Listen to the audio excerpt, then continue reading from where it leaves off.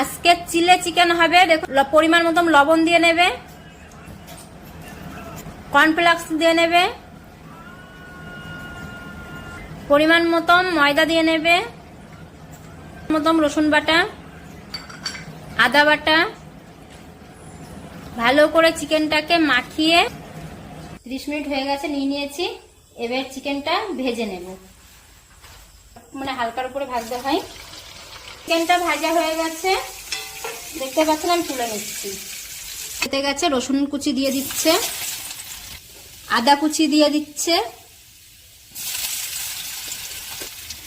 পেঁয়াজ দিচ্ছে, ক্যাপসিকাম দিয়ে নিচ্ছে, কাঁচা লঙ্কা দিয়ে নিচ্ছে, পরিমাণ মতন লবণ দিয়ে দিচ্ছে, টমেটো কুচি দিয়ে দিচ্ছে, লাল মির্চের গুঁড়ো দিয়ে দিচ্ছে,